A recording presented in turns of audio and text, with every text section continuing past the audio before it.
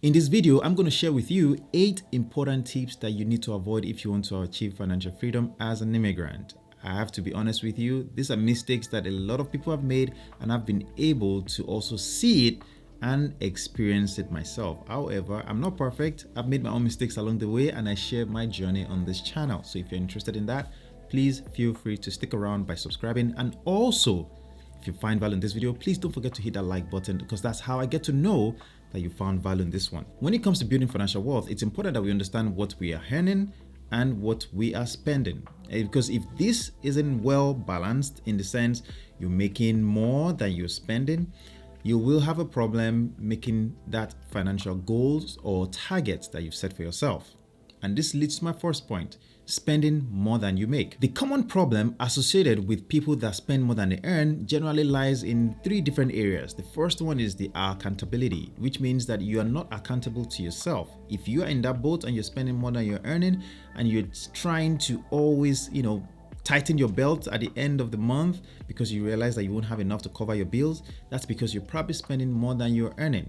So the first one is that accountability. You need to be accountable to yourself. You need to take a truthful and honest look at your expenses and your income and make the necessary sacrifices. If you don't, it will be very hard to be able to make any progress in this area. The second aspect that you need to look at in this area is how much you're earning. Is it possible for you to earn more, or maybe increase your income, or have a side also that can help you earn more money so that it can weigh more than your spending?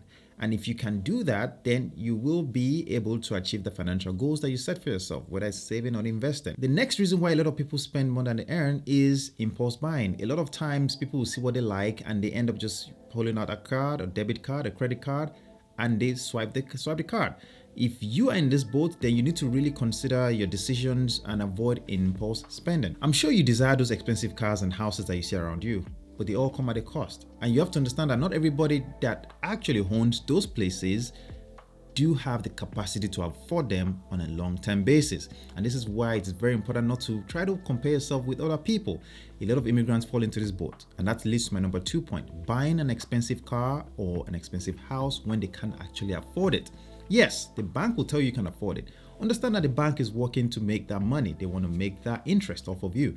So they will often give you the most value for your buck. In this case, when you submit in your details for a loan, they will tell you, hey, you're making $100,000 a month. Well, you can afford a house of $500,000. I mean, that's just something I made up. But the point here is they will generally give you the maximum amount that you can afford. And you'd have to go back and think to yourself, look at your after taxes, all right? Not the income before taxes, the income after taxes are taken out and your deductions are taken out. Look at that net income.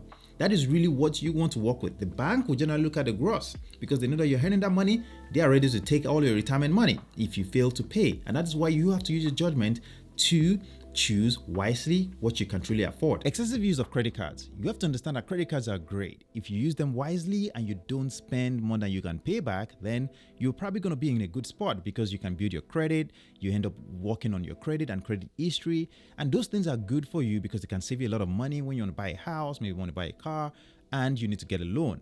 But here's the important part of it though. A lot of times, majority of the people would use credit cards thinking it's their money. You have to understand that it's not your money. And nowadays, credit cards have an interest rate of about 24.5% and above. That's just the average. And that is crazy because if you owe any money on that, guess what? That money is going to grow and compound. And that is unfortunately not money that belongs to you. It's money that has to be paid back to the bank. That is why it's very important not to excessively use your credit cards on purchases. My next point is not saving or investing. Understand, if you do not have enough money to save, then what would you save? Nothing.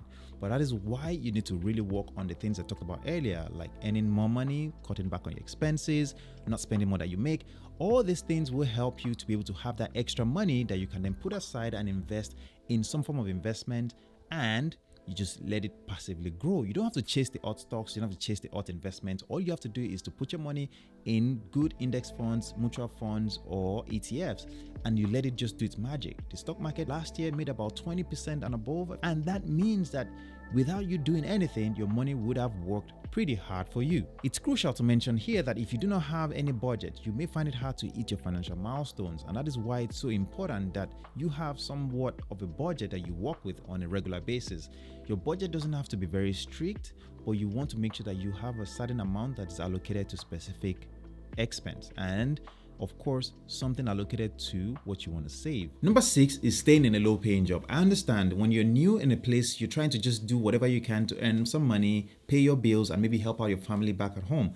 But you have to understand that it is important not to stay there, and this is where a lot of people go wrong. Yes, it's okay to start there, but it's never okay to be there 5 years, 10 years, 11 years, or 15 years later. It is very important that you work hard to move up and move out of those environments. And I actually have a video to share with you that talks about the jobs that generally have a very low entry requirement but do have high paying jobs. And you can see the list that I'm just going to pull up here to show you these examples of those jobs.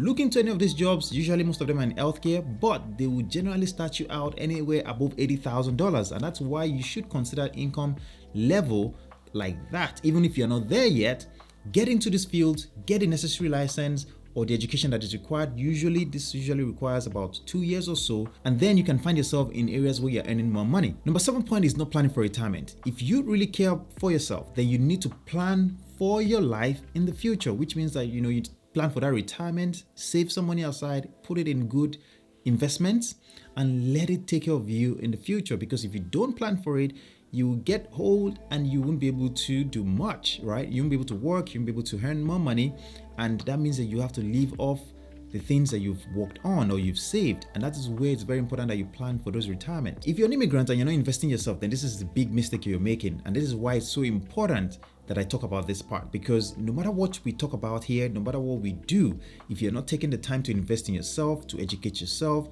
to read, to improve, to build a new skill, then your value, all right, your value is not increasing. And what you want to do is to increase your value over time so that you can actually earn more. Maybe have a side also, maybe have a new skill, maybe command a higher paying job. Those things are there for you to tap into, and it's now up to you to make the commitment to yourself and do what is best for you so that you can achieve the financial goals that you set up. If you have found value in this one, please don't forget to drop a like on the video, and I would love to see you in the next one.